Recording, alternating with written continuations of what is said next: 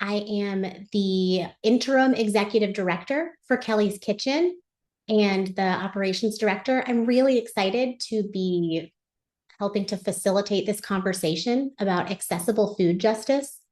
We have some amazing panelists that are going to be with us today that I can't wait for you to hear from. Just in terms of as people are filing into the meeting, I want to just give you some reminders. I think everybody is pretty familiar with Zoom and how that works. But if you would like to change your view, there's an option in Zoom. It's usually three dots next to each other. You click that and you can change the view. So if you just want to see the speaker, we also have ASL interpreters. So there's an option just to view a dedicated ASL screen so that you can watch that. And we also have a gallery view option. So you can see all of the panelists who are on camera together at the same time. So you can kind of choose that. We do have captioning services today. So if you need captioning, that is another option that you choose under that same button, the three dots. It usually says more underneath, and you can turn captioning on. And so that should help with anything that is happening. We should have both a chat and a Q&A feature. So any questions that you want to ask the panelists, please put that in the Q&A section. And if there's anything that you just want to chat about, you can put that in the chat, like saying hello to each other. If you have a technical question, you can send that directly to one of our Kelly's Kitchen staff members. Her name is Ruby. And so you can send a message directly to her. If for some reason you're not seeing any of those options, then you can also send an email to Ruby, R-U-B-Y, at kellys-kitchen.org. And that way, if for some reason you don't see a chat or you don't see a Q&A section, you can send a question, whether it's a question for the panelists or a question about technical assistance. She can help you with that. So now that we've got a few people in the room for our session, I want to go ahead and get started because we have a lot of great information. So I do want to give a huge shout out to Elevance Health. They are the organization that is co-hosting this with us. And so I'm really excited that they are kind of at the intersection of disability justice and food justice as well, and that they've wanted to co-sponsor this webinar with us. So without any further ado, I want to go ahead and give you some information about our panelists so you know who you're talking to, who you're hearing from today. So we have Eva Houston, who is our Food Security Network Director with Kelly's Kitchen. Eva graduated from the University of Illinois, where she received her Bachelor of Science in Natural Resources and Environmental Science and studied food systems. As a wheelchair user, Eva enjoys being an advocate for the disability community while making a difference in the national food system. Eva is a member of the Paralympic track and field national team. Yay, Eva. And she competed in the 2020 Tokyo Paralympic Games. In her free time, she enjoys listening to podcasts, writing, and drinking lots and lots of coffee. So that's a little bit about Eva. We have Delaney Ferris-Dyer. She is the Assistant Director for the Center for Community Engagement at the University of Arkansas, where she advises the student-led Jane B. Gearhart Full Circle Food Pantry and Razorback Food Recovery programs. She was raised in Arkansas by two public school teachers, and she has long understood the importance of community care and believes that students' basic needs must be met before they can learn and thrive. Delaney earned her Bachelor of Arts in Sociology and Anthropology from Hendrix College, where a formative food system course sparked her passion and led her to serve with Food Corps AmeriCorps as a garden and nutrition educator, where she established school garden programs and supported district-wide wellness initiatives. She later received her Master of Higher Education from the University of North Texas and worked in civic engagement and campus food insecurity efforts in Texas before returning to Arkansas. So in her current role, she works closely with approximately 18 student leaders to strengthen food insecurity supports for the university community, where she provides guidance, problem solving, and institutional advocacy to empower students as informed, inclusive change makers. Outside of work, Delaney enjoys gardening, listening to audiobooks, and savoring a good pastry. We also have on our panel Drew Hokie. Drew is a biomedical engineering honors student at the University of Arkansas with a 4.0 GPA. He has background in interdisciplinary engineering, combining experience in software development and hands-on biomedical research. As an undergraduate researcher in the microphysiological engineering group, Drew has worked on engineering perfusible microchannel networks for cardiovascular drug testing devices, utilizing tools like SolidWorks, PDMS fabrication, and BioRender, and presenting his work at the Biomedical Engineering Society annual conference. His technical versatility is further demonstrated by previous software engineering and web design internships at Walmart Global Technology, and it's either Pickle Inc. or PICKL Inc.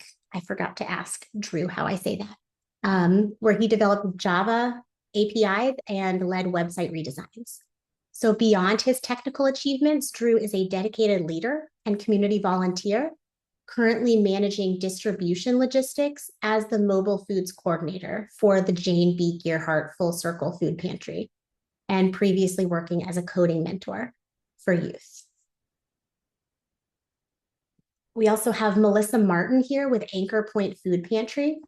The Anchor Point Food Pantry is a community-based nonprofit serving the Lower Kenai Peninsula. Since its early beginnings, they've provided meals and groceries out of a private home, and the pantry has since grown into a consistent resource for over 250 households, offering weekly food distribution, meals, children's program, holiday support, and emergency food assistance. Their mission is to provide food, resources, and education to help build a stronger, healthier, hungry-free community. And they strive to relate to all people with empathy, respect, and integrity, while approaching their work with kindness and a spirit of service rather than obligation. A key part of their work is meeting people where they are, and many of those who they serve include seniors, individuals with disabilities, and those who are homebound and unable to leave their homes. So their facility is constantly improving, but they prioritize access in practical ways. So assisting individuals into the pantry when needed, bringing food directly to vehicles, and providing delivery to individuals who can't leave their home when it's safe and possible to do so. The Anchor Point Food Pantry continues to grow through strong volunteer involvement and community support, and they are working towards improved access, expanding services, and long-term sustainability so that all members of the community can be served with dignity. And then the final panelist that I want to introduce to you all is Jenny Border. Jenny is a fierce advocate that every individual at any ability level, she believes that every individual at any ability level has the right to education and necessary resources to live a successful life.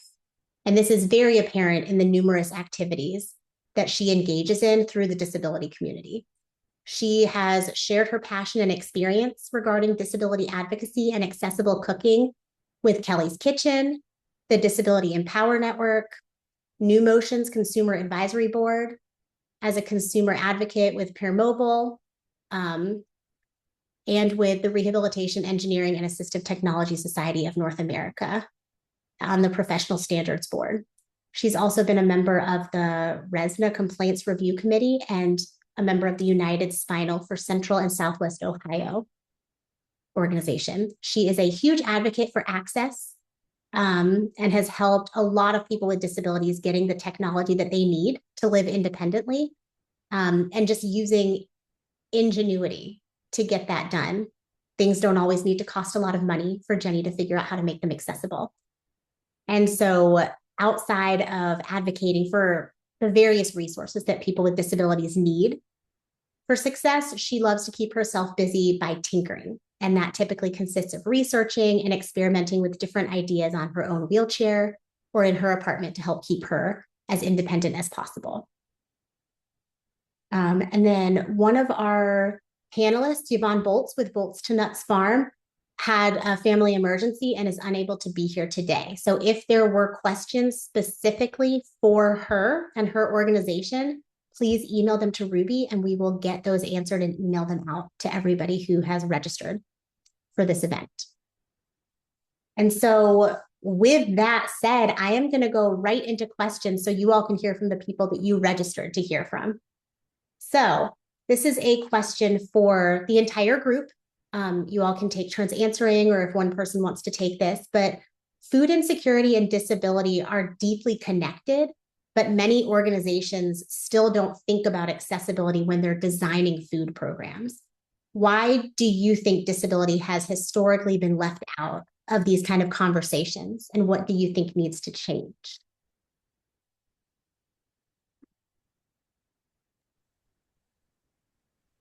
I can start with this one. I think that people with disabilities have been left out of the education system, the healthcare system, the workplace for generations. And so naturally, the general public and community leaders don't leave a space at the table for people with disabilities. And I think that's because for years now, our society has labeled those who are different in any way as being less valuable. And people do not know the value and the knowledge, the skills that our community members have and what they can bring to a room because we've never been invited to that room, right? And then I think like people's first idea is then, well, let's build a ramp to the room and make that space accessible. And I think that's a great first step, and it's definitely one that needs to be taken.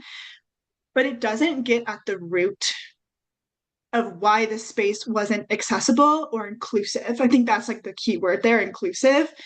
Um, and I think that the important work and the work that needs to be done is hard work. And that is kind of redefining our value or just kind of rewriting that narrative of what we see in the disability community. And I think that is going to take a lot of work, but it is the first step. Fantastic. Thank you so much, Eva. That's really great feedback. Is there anybody else that wants to add on and provide their perspective? I think there are possibly two reasons why disabilities not included in food justice a lot of times. One is that often, I believe that people think that disabled people, at least ones that are very visible, that there's some other way the government will like help us food wise, or that we should just take whatever we can be given, and that it's just kind of taken care of. I know that it's just kind of like you saw in my bio, like in the wheelchair stuff, people are like, oh, well, if you need a chair, you'll get whatever you want, or and stuff, and kind of think of a second rate on that. And I think a big part, two parts is also a lot of places that have like food pantries and things are at churches, which are not always accessible. And even like you said, there's a ramp, but being able to get into all the little areas, even if there's a ramp to get in, what about the hallways and stuff like that if you're physically disabled? And in regard to things like I see a lot in Columbus, Ohio, of places that will do like cooking classes and stuff like that, that people often think, okay, if someone can get there, that individuals can use the tools that they have to teach them how to cook. Well, I'm an individual that also has upper limb difficulties, I guess you'd say. My arms are very weak and crooked shaped, honestly. So as I have different technologies, which are very simple to use or to get even, but people don't think outside of the box. So I think that's a big part of not that people are just saying, oh, we don't want disabled people here, but more that they can't see what is like I said, outside of the box. I think that's really valuable to think about. And I also think that sometimes there's this idea of you don't you don't know until you get to that point. And that's why I'm excited that we do have people both with and without disabilities on this panel, because that brings different perspectives, and they're different disabilities as well. So there are going to be people that their experience or some of the things that they find challenging with access that might not be represented on this panel today, because there's no way that we can include every type of disability on a 1 hour panel. But this is just to get us started to think about conversations on how to increase access for people and all the different types of disabilities that can mean and include. Jenny, do you think that you can share an example of a time when something was inaccessible because disability wasn't considered, whether that's a food program you were a part of, or even just going to the grocery store, so people can start thinking about some barriers that maybe they've never thought of before? Well, so I am able to adapt most times, but I can say that of things that have made, especially like grocery shopping, more accessible that I don't always have in other stores is that some of the stores where I am, that you can actually go to the front customer place. Okay, wait, let me rephrase that. What I'm trying to say is not always having someone like a store employee able to help me reach things up high, or that's one big thing that can help given my limited arm usage. I believe some other things that, like I said, I've joined different cooking classes, not just adapted ones, but like, guess you'd say typical ones, that are based on in the city. And what's made it inaccessible is that, they're like, oh, everyone can come, but the basic thing is like, oh, there's 2 steps to get in. Or another big thing is like, oh, we didn't think about, if we are having a drink, it's something as simple as a straw for me to drink with them. That I understand there's people that have issues with, especially plastic straws, but obviously disability, it's a necessity regardless. So I hope that answers your question. Little simple thing. Yeah, it does. It helps. It gives some examples to kind of make this really big topic feel a little bit more relatable or easier to understand, because we can just pick one part and think about that. And I think that helps a lot of people start to think about different aspects of access and what some potential barriers can be. Let's Oh, see, Eva, do you have an example? Like when Jenny was talking, is there anything that kind of came to mind for you that you wanted to share?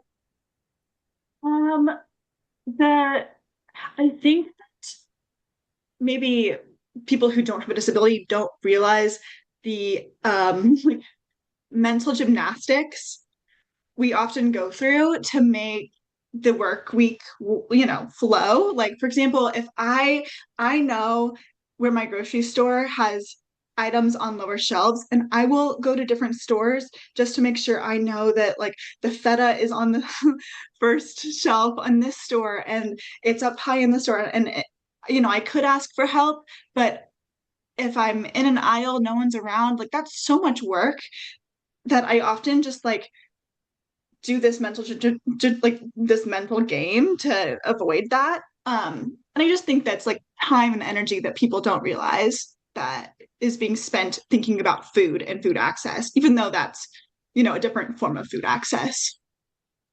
Yeah, absolutely. Thank you for sharing that.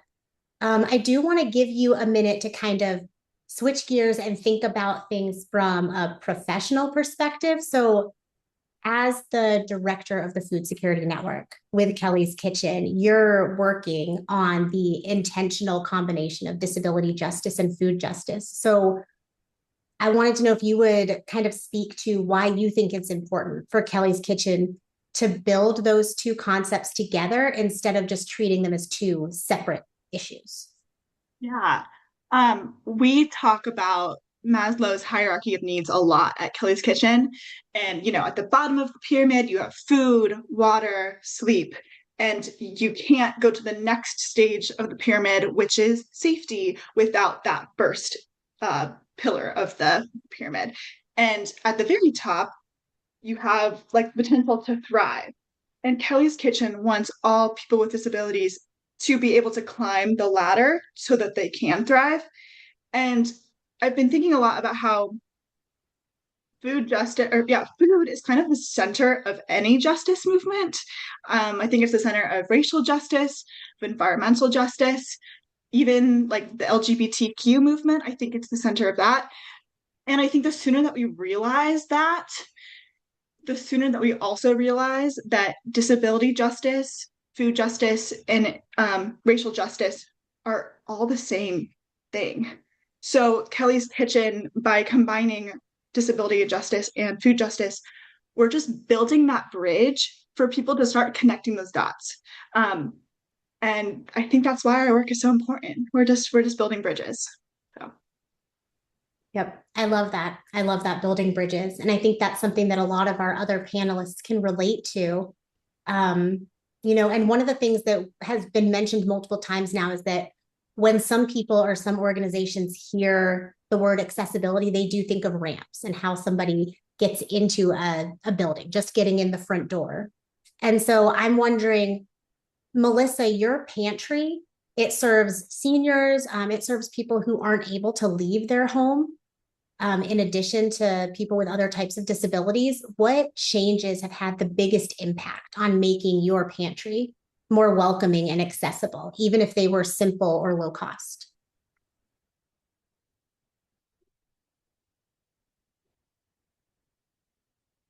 You say what changes? Do you mean changes I've made or changes that should be made?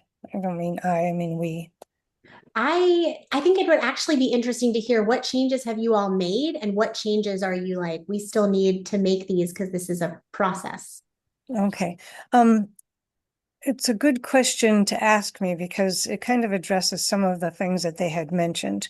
We weren't able to make changes, so we had to accommodate in a different way.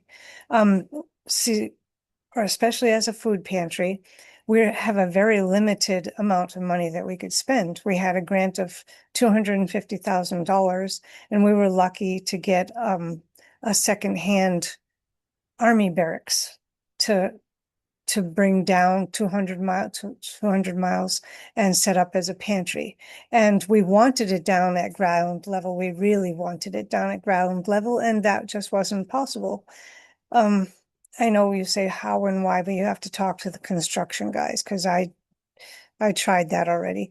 I guess what it was is that we couldn't afford the gravel that would bring it up high enough to make it level.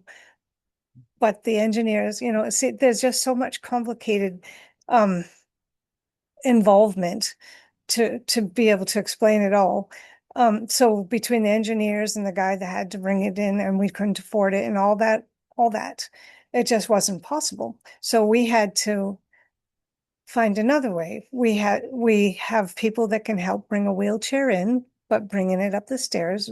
So we have people to help.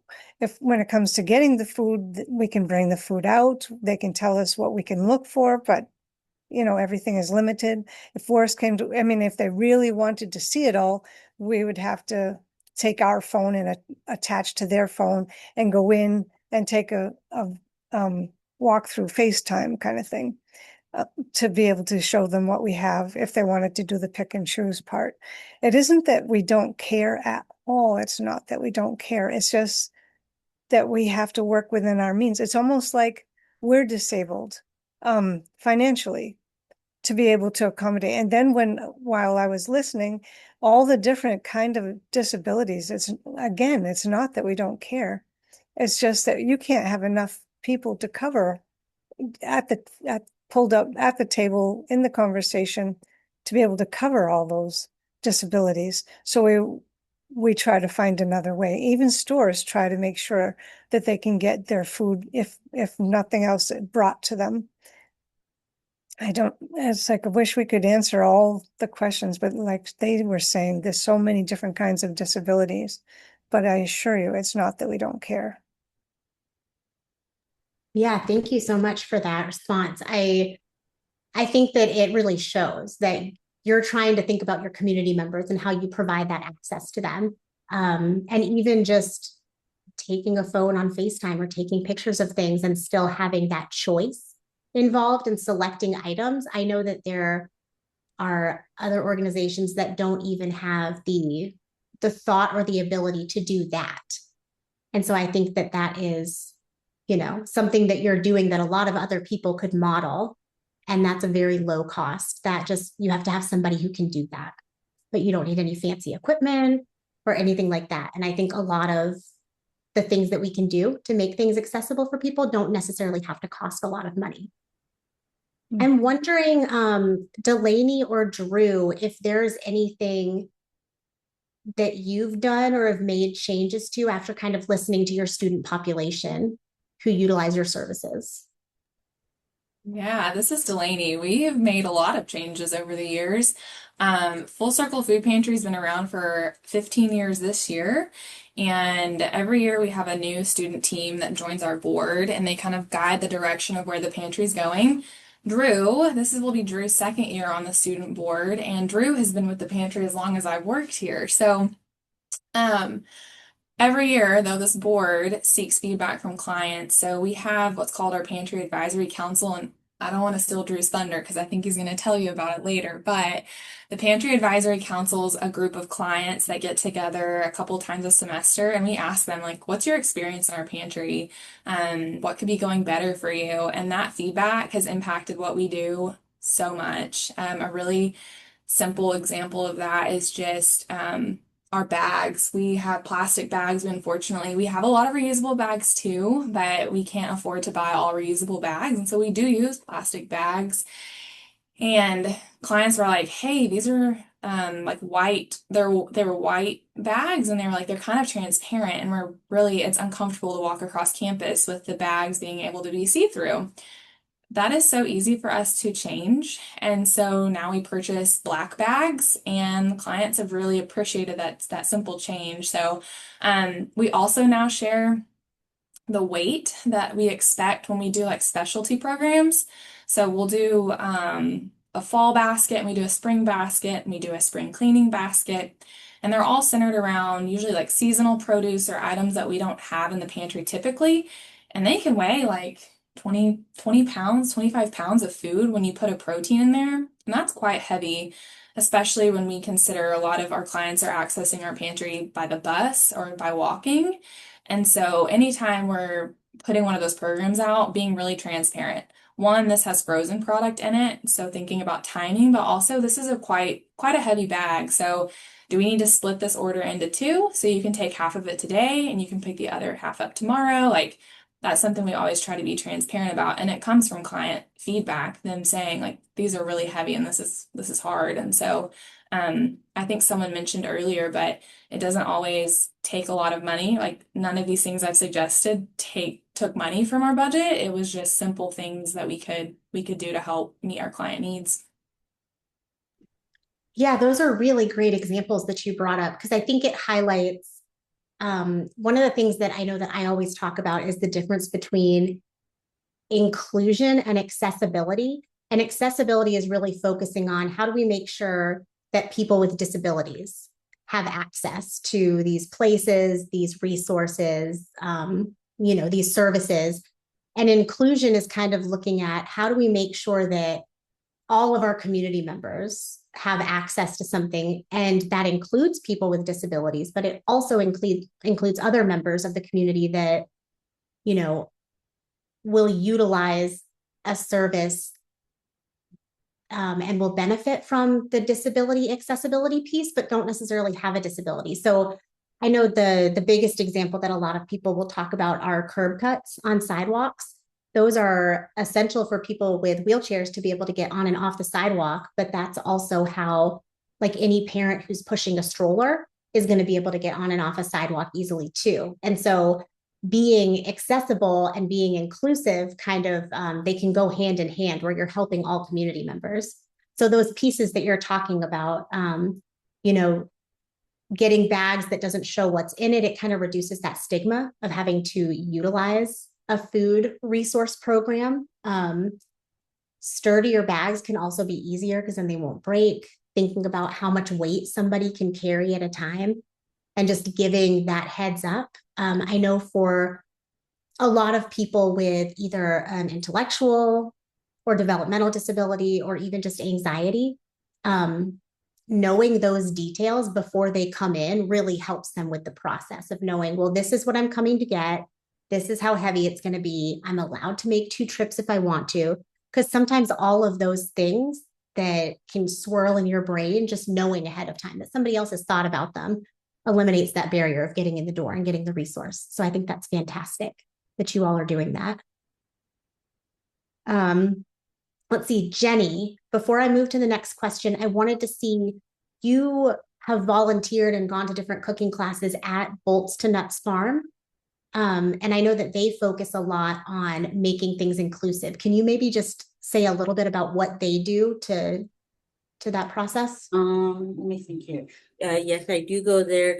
They just everything there is really inclusive for all different disabilities, not just physical. We have a lot of people who are neurodivergent too, and lately a few people with visual impairments. I guess it's the whole farm, kind of the barn. I guess you would say that it is fully accessible with tables that can lower and actually height changing between 24 inches to probably around 40-ish. I'm not sure. It goes to my shoulder and I'm a short person of things. And we have all different tools that can be used, like different knives, different just just everything there is really accessible. And if it isn't, we work with each other, since the whole farm is really everyone that's part of it, the volunteers, has some type of disability, whether it's, like I said, a physical, learning, psychiatric, emotional, neurodivergent.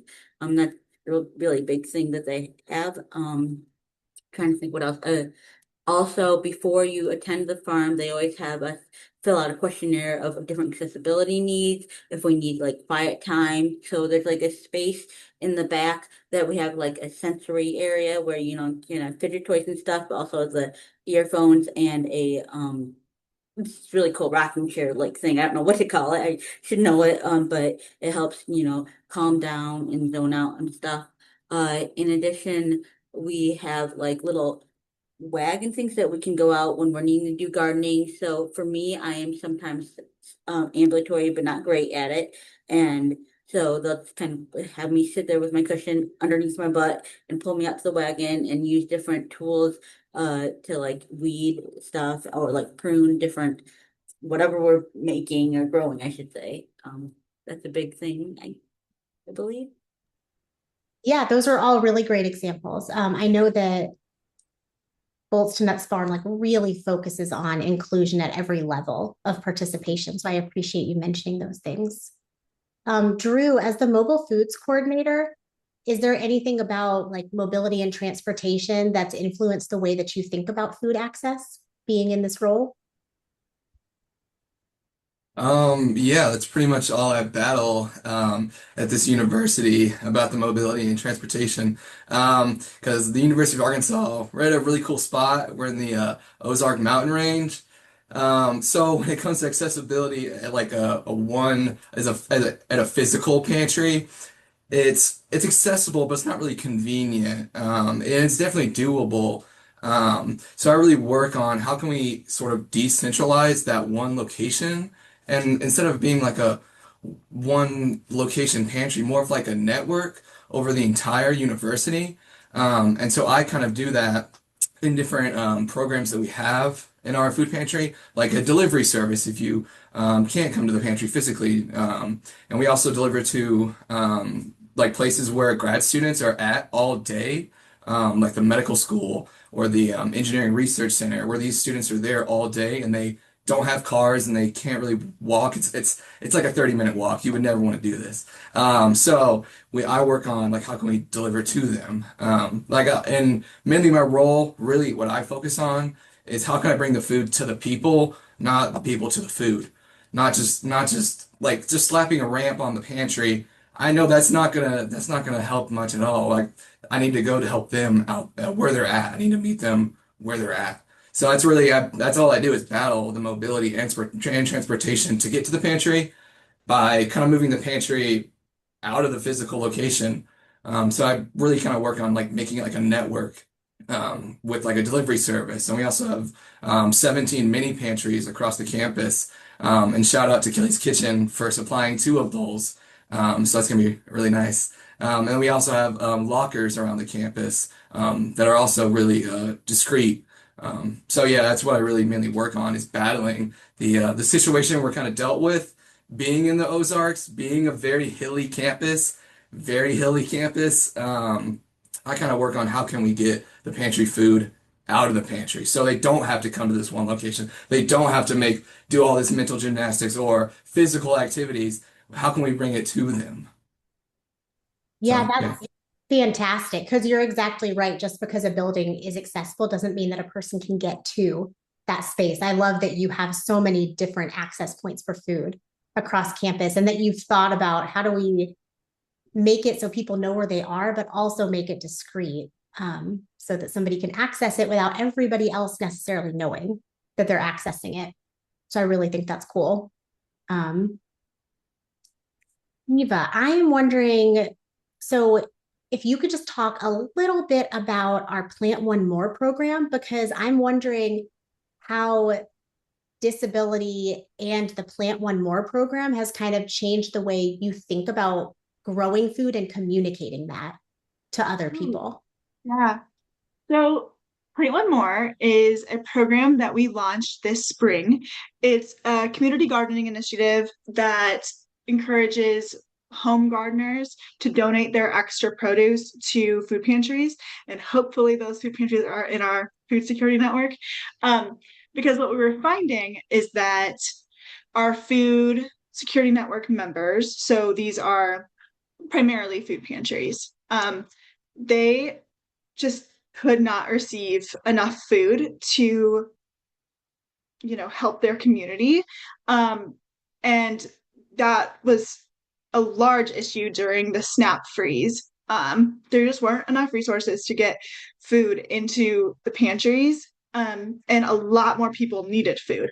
So we kind of put our heads together. Plant One More was an idea that my mom had. I'm from Omaha, Nebraska, and we had this idea like, what if we just had people in our church congregation plant one extra produce plant and bring it to us, and we would take it to a youth shelter.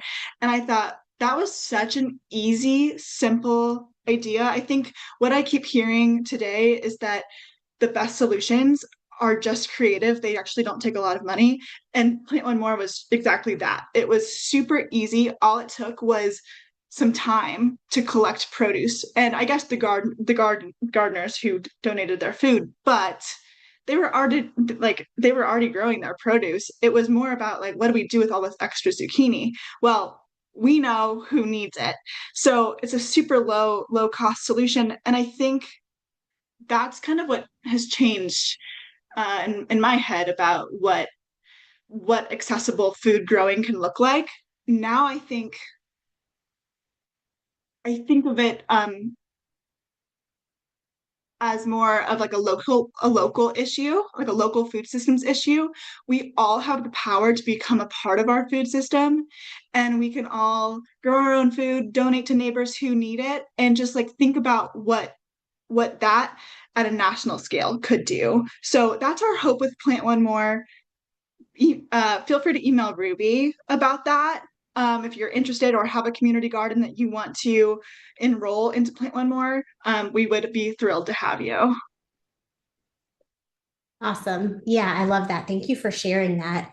Is anybody else who's on our panel, what would you tell community gardens that want to be more inclusive? Is there anything that you would want them to know or that you would want to pass on?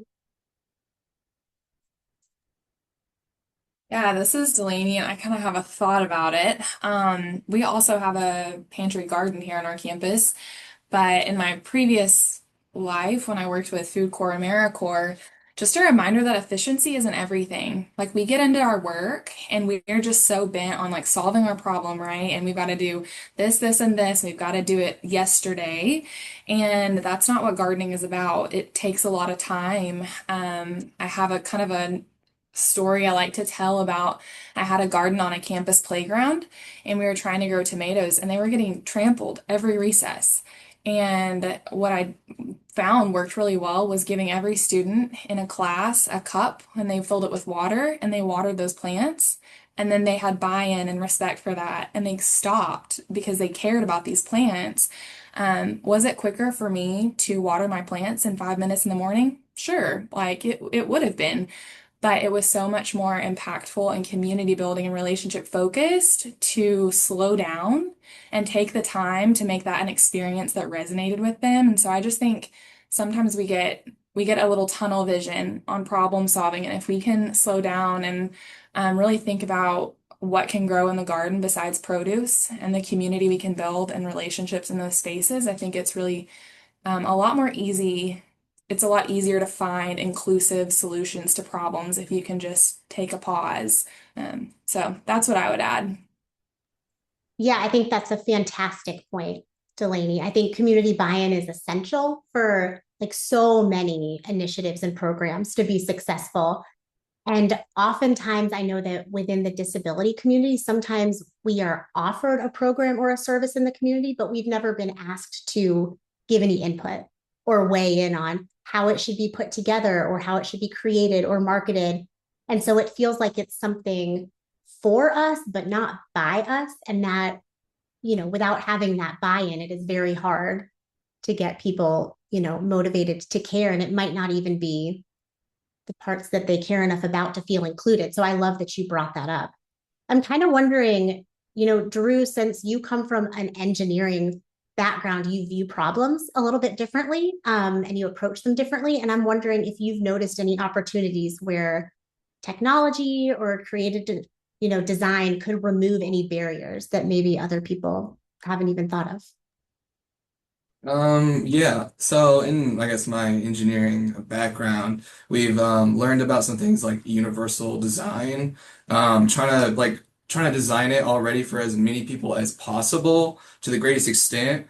But also like implementing things like engineering controls, which in accessibility, it's kind of like trying to predict any problems that might arise with accessibility before they happen, which is a pretty ambitious goal. And you can never really get all the way there because like, there's so many, yeah, disabilities and things you can maybe never even think of.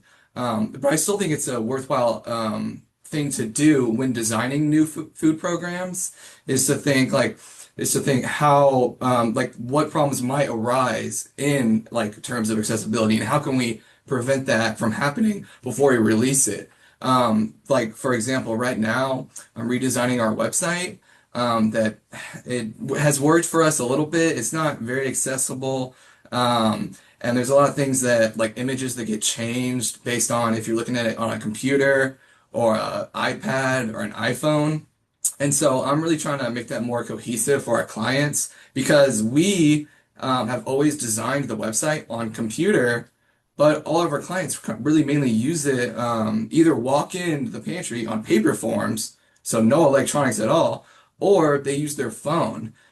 So we're designing these food programs on a computer, but then when they're viewed, when they're actually accessed on their phone, there are some things that do not translate. And so just to think about like what possibly might not translate, or what I like to do, and like this is from like a coding background, is you really like to break it, like to just see what bugs and what like try to just beat up your new food system, like what can go wrong? What is everything that could go wrong and throw anything at it and try to break it almost to see what might not be accessible in this new food program.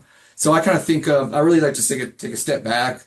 Usually when designing these food programs, it requires a lot of just thinking and talking, especially talking with others, because you can never just try to predict any accessibility challenges as one person. There's way too many disabilities. There's things you could never imagine.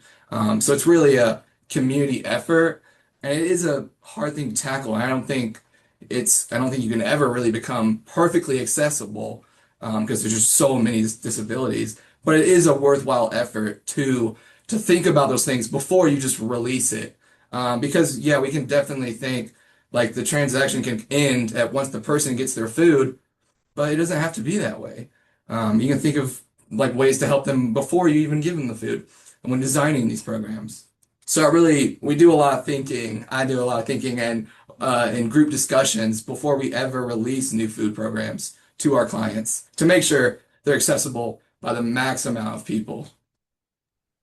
I love that. I love that focus on collaboration and kind of that like group think brainstorm opportunity, because you're right, it's an issue that affects a lot of different people, so why not have a lot of different voices helping to solve these issues? So that's fantastic.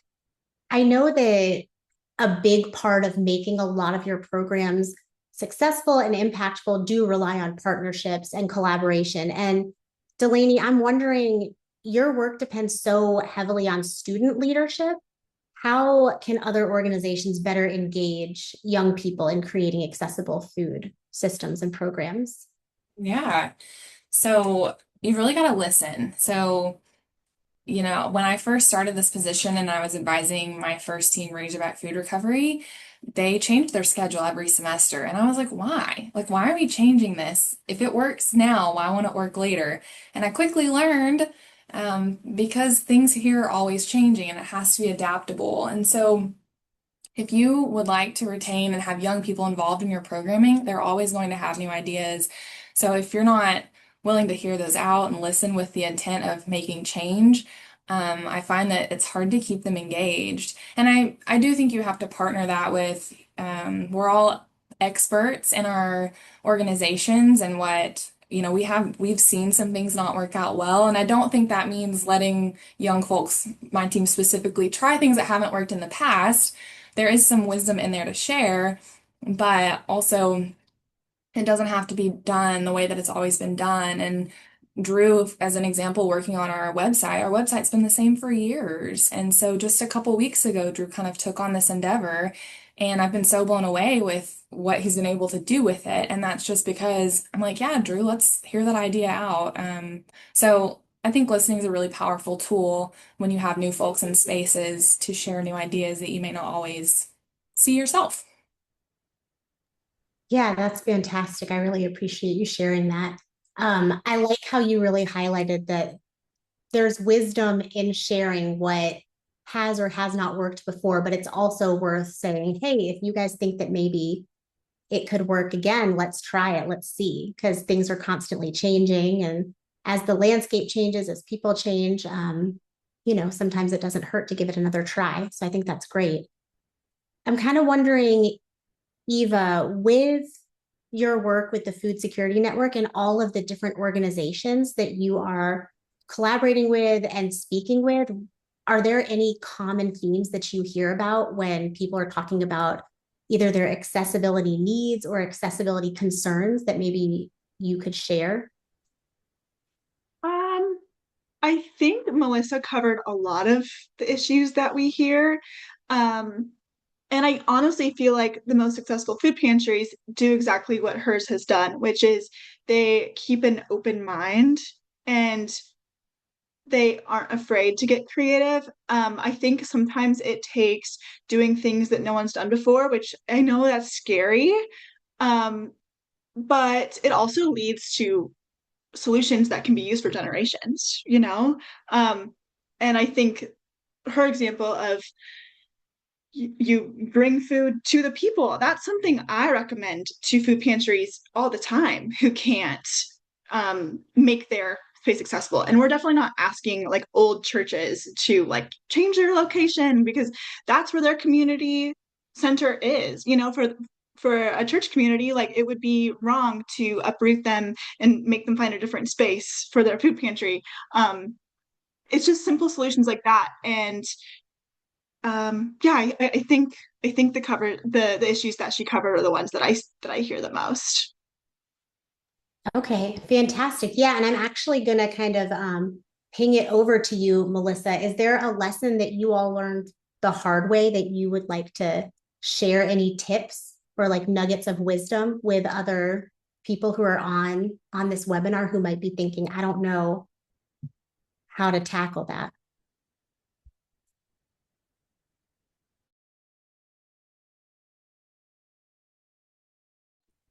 You are muted if you're speaking. I thought I unmuted it, sorry. We are newly out of a church within the last 5 years, and we are newly into our building within the last 2 years. And so But I guess we did have some experience at the church. We really hated it that it wasn't accessible, and we really wanted it to be ground level to at least have that much. It doesn't seem possible that we'll be able to fit a ramp that would be long enough because it's 32 inches high and you have to have a foot for each inch. And so it's not a big enough building to be able to do that. But we care. And what we do is we have a guy in the parking lot, actually 2 or 3 guys in the parking lot. And so they're helping them from there. It's like, okay, what do you need? And they go from there. So I guess if anything, yeah, sure, put somebody out in the parking lot. That really does help a lot. Awesome. I think that's good advice, that if you can't do the thing that you're really wanting to do to create that full accessibility, do what you can to increase it as much as possible. Fantastic. Jenny, I am wondering, since you are all about ingenuity and making things work and accessibility and kind of advocating for people with disabilities, not just yourself, but for community members around you, if every food pantry director in America were listening to this webinar today or could hear you speak, what's the first thing you would ask them to change? The first thing I'd really ask them to change is just their own perspective on disability. Just very simple in that sense, and ask us. We are open, we're humans just like them, and food is obviously needed for everybody. Like you were saying in the Maslow's hierarchy, it's the on the bottom of the hierarchy, it's a necessity. And just remember that we're all humans, we all have needs that need met, and we're open to work with you. Just ask and go with it. There's not really anything special, but just treat us like anyone else. I love that. I think sometimes we're so focused on labeling and siloing people and figuring out how do we categorize them and where do they fit and what might they need, that just to remember at a base level that we are all humans, we are all relatable, we all need the same level of access to basic needs. I think that's really important to kind of level set for everybody. So I really appreciate that perspective, Jenny. So I'm wondering, and this can be for anybody in the room, a lot of people kind of have this assumption that is incorrect, that disability limits what's possible. And so I'm wondering if anybody wants to speak to that, or if they want to share an example of where they have exceeded expectations because they were given the right support, or whether they know of someone that they've assisted that has been able to do that. I actually was thinking about something like you had said. I've volunteered and worked at hold on, Bolt's Nuts Farm, and something awesome that we do every year is a little cookout for everyone, the kids and the adults and just community members to come in. And what my favorite part is that a lot of times the people who have quadriplegia are the ones grilling our food. Like you wouldn't think someone, that has limited arm function and wrist function that they're able to do tongs, but because we have things and we have grill a little bit lower for the people that are like in manual chairs to be able to reach it. The people with power chairs can elevate up if they have that in the chair, and just like literally there's a picture I believe of like 6 individuals who are all quadriplegic, whether it's spinal cord injury or due to like me that was born disabled like this with limited arm function, just out there just chilling, trying out the different tools. And I gotta say, our brats and our hot dogs were darn good. And it's like, what? You guys actually did that? And yes, we had veggie burgers or whatever else too. So it's that like just a really cool example. And I think another one I was thinking about, was recently home actually. I was telling mom how I've helped with Thanksgiving dinner, and I'm like, yeah, I've had to pull a turkey out the oven, and no, I did not. Yeah, the oven, yeah. So I always get oven and stove mixed up. I'm like, and no, I didn't fry my head off either. Trying to reach it out, but with the right different items, tables that can help me roll things and stuff, I was able to do it. And for me, I mainly use my mouth to do stuff, but it was safe and I had backup support. But that's just something that was like, huh, cool. If we have the right things, I can do a 20-pound turkey, which you would definitely not think otherwise. And that's got to be really empowering too, to be like, I can do this, and other people are supporting me and believe that I can do it. And I think there are a lot of people in our communities that don't necessarily have somebody, whether it's an organization or a person in their corner saying, you can do this. If you're nervous about it, let me figure out a way that we can make this possible for you. Jenny, you just actually came down to Beaufort, South Carolina with me and with our founder, Kelly Timmons, and helped facilitate a cooking class with disability and special needs in Beaufort. And I'm thinking of the one attendee that you helped in the cooking class who was like really scared to use a knife and didn't think that they could cut things because they had limited mobility and were only using one arm. And can you talk about how different their mindset was after being able to use an accessible cutting board? I mean, there's like, if I could do it with my hand, it's almost like their mind was blown, if you know what I mean. There's like, oh, I can actually participate. I can help with the family. I can, do a side dish at the very least. I'm not just sitting here on the side, only, being a taker. The individual was a guy and he was a giver. He's like, I can give. And that in itself is empowering for anybody, whether you're disabled or not. And I totally had forgotten about that situation. Yeah, he's like, okay, we can work together. I'm like, yep. Like my arms don't work great, but you got one good arm. I can hold this stable. Let's go. And I actually would love to see if he's able to do stuff now. If he does things at home, does any cooking like stuff at home now. Yeah, I'll have to ask him. I'm going back at the end of August. So for the last class for our cooking series. So I will ask him and let you know. So I know we just have a couple minutes left. I want to do a really quick lightning round where everybody has an opportunity to answer. What is one word that you hope that attendees of this webinar remember after today's discussion?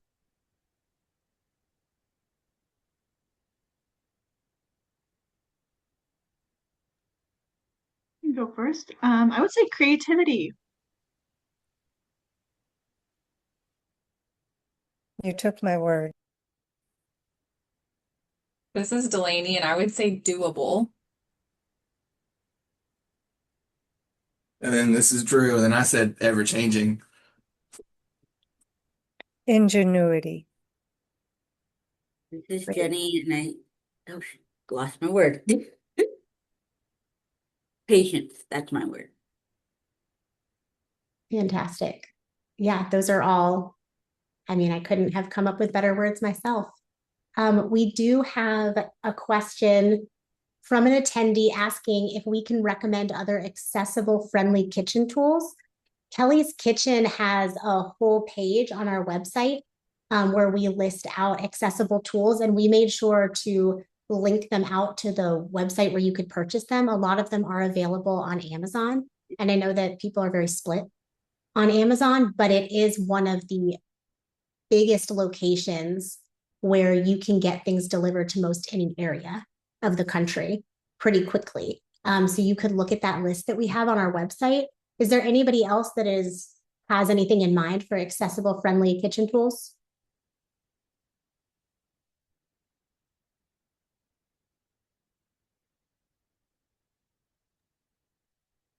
I have found actually a lot of accessible tools at random places like sporting goods stores and camping stuff because, a lot of times it needs to be compact and it can work for different individuals and like different forks and utensils. Often they're lightweight too. So if you have a difficulty holding things, that's great. Or I do know they have like cutting boards that can just, they're portable and they could go on somebody's lap.